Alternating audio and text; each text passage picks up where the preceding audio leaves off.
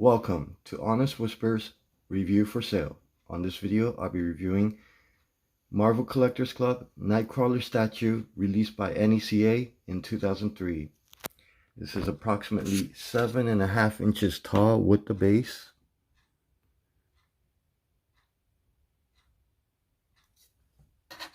And this is limited edition number 670 out of 2,500. I'm going to go over 6 different categories to review this. First category is design, covers the overall look and the pose. And Nightcrawler, not too many statues or action figures are made of him. This is a very nice statue of Nightcrawler. You could see his pose, very cool pose. Looks like he's just teleported in. You could see his teleportation smoke. And the way he's squatting with his right fist ready to punch, leap up in the air and punch with his left hand on a defensive position. And of course, his tail curling up, very cool looking like that.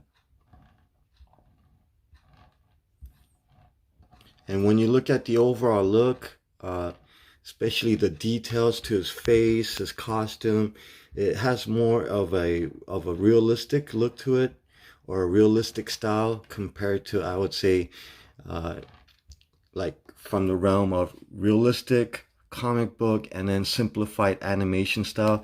This is definitely more on the realistic style. Even the base, you have the X in there. And then with this classic costume, looks very cool. So overall look and the pose itself, can't go wrong with this classic Nightcrawler pose and Nightcrawler just look overall. I mean, just looks really cool, looks really amazing, and I'm sure any Nightcrawler fan would like this a lot. And that's why I give the design score a perfect 10 out of 10. Next category is sculpting, covers the details, quality of the sculpt, quality of the mold. And you can see here again with the hair, a lot of details to his hair. Looks like you could see he has curly hair. So you could see a lot of the strands sculpted out. I mean, a lot of lines. So you could see a lot of time was put into his hair alone. And sometimes too much details can make it look really messy. In this case, actually turned out really good. And you could see a lot of nice details on his face or head. You could see his I guess, I don't know, between his eyebrows, you could see the wrinkling of his forehead. I guess that's like crow's feet at the side of his eyes. The shape of his nose, chin, like his profile, just kind of fits that Nightcrawler look. And even his ears, his pointy ears, nicely detailed. It doesn't look all rough or anything like that. Although there are a lot of rough surfaces, so the sculpt quality or the molding quality isn't all that great, especially with the hands. You can see a lot of these little bumps that you might see from the seam line of the molds. You can see little bumps here. And a lot of areas, it's like rough surfaces. So it would look a lot better if it was smooth. Like right here on top of his gloves, I don't know, it looks kind of like it shouldn't belong there. You could see like these little indented lines, almost looking like, I mean, obviously it's not a crack, but it kind of looks like it just because the surface is not all smooth. And for me, just want to point out, very nice details on the muscles, but on the arms, I feel like it's just too much details. to the point where almost like, I mean, I know there's like wrinkling of his costume and his muscles, but the whole area, it's like in other words, you look at his legs, his back, his side. It's a nice balance of, you can see the wrinkles, the details, and smooth, flat surfaces or curved surfaces. You could even see like a little dimple right there on his thigh. And then, but then again, you look at his arms and it's like, whoa, why is there so much details? So it just doesn't feel balanced. It's almost like if two different people sculpted the body parts. Like one person sculpted the arms and added a lot of these details, and then another person did the body or the rest of the body, so it's all smooth. Because again, it almost his arm right there almost reminds me of like Venom's arm, with like the symbiote kind of like making it all rough and stuff. And moving forward, you get some rough surfaces here on the feet. It's nice overall. I do like the details to it.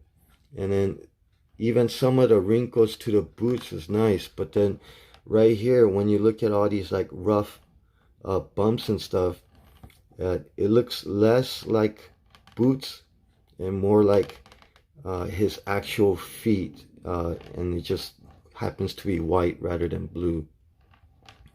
Now the details for the smoke is really nice. Can't really go wrong with that. I mean, especially because the smoke is, I guess it's more, it's like a trademark smoke for him. It has that roundish shape to it. So looks very cool. And again, with the base, nice details. You get these little embellished lines, and with the X on the bottom. So for me, I mean, the sculpting overall is great, but when you really look at it up close, it's just too much rough edges, you know, in some areas, too much details, like his back even. Sometimes less is more, and, you know, it's just with the bumps, rough edges, and I guess inconsistent details, I guess it kind of adds up. Like his stomach right here, the way it wrinkles up more because his body is folded in that direction. That's very cool and realistic look to it. But other than that, just minor quality issues here and there.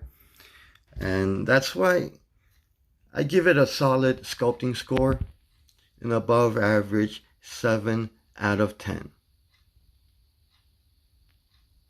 Next category is colors. Covers the accuracy of the coloring, quality of the paint application, and overall the accuracy is dead on. The colors, the tone of the colors, I mean, it's all perfect. But the quality of paint, it's not that great. I mean, you could see that matte finish to all the paint, but it's not just matte finish. It just kind of has a rough finish to it. It's not a clean, solid paint look.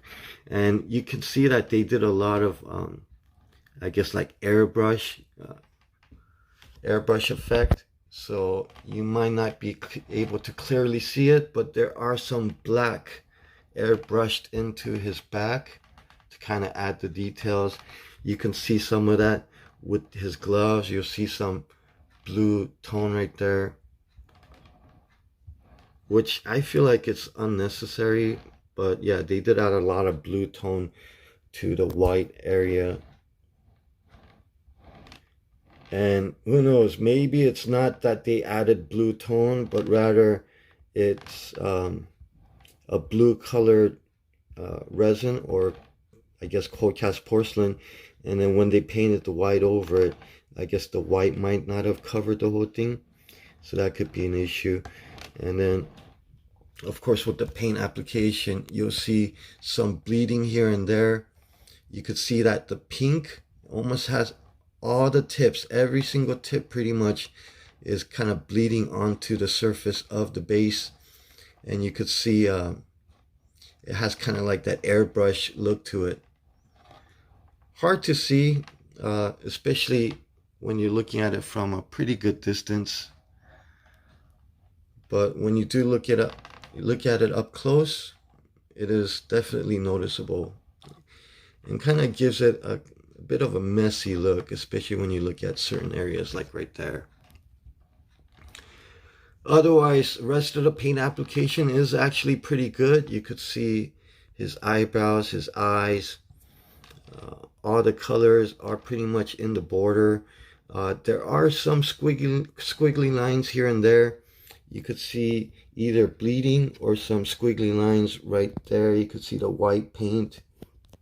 It's not a nice consistent line, but rather it just kind of keeps squiggling in. Some bleeding on the edge, which isn't too bad, and you might have some little bleeding here, like little spots.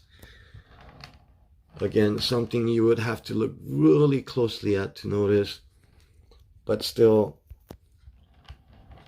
little, you know, like all these little mistakes or errors, whatever you want to call it, they do tend to add up. But still, overall, it's still not bad.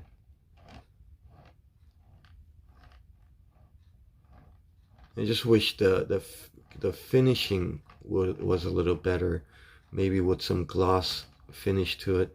Of course, that would raise the production cost itself, so I'm not sure if they already knew, you know, they just decided not to do it to keep the production cost low, because that's what the Marvel Collectors Club was kind of about.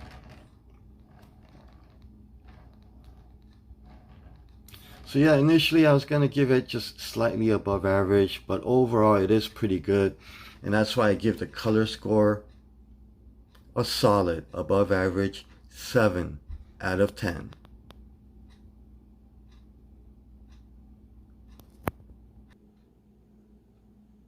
Next category is packaging. Covers the design, the overall look, and of course functionality. And with Marvel Collectors Club, the packaging is just a brown shipping box, and they did go with just a simple shipping box like this rather than like a 4-color, you know, box or some kind of packaging to lower the production cost. And that way they can lower the actual sales or the retail, suggested retail cost as well. So that is one of the key features for a Marvel Collectors Club. So you don't get a nice little box or anything like that. But as far as the foam pieces, it does its job and keeps the statue safe and secured. So that's no issue. And then it does come with a little, I mean, it's not an certificate of authenticity, but it does have the little information about the statue. And then of course the next statue, I guess that's going to be coming up, and you can see here only $35 for this statue or something like that. So it's like all the average cost for like the Marvel Collectors Club was around $35 to $40 when it first came out back in 2003. So it's not like a great box or anything, but it does its job. That's why for the packaging score, I'm gonna give it a below average 3 out of 10.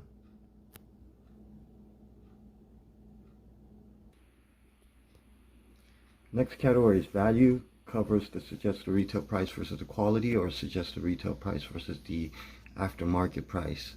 And this one, only 2,500 made, so edition number itself is already pretty low, or at least on the lower side compared to the average.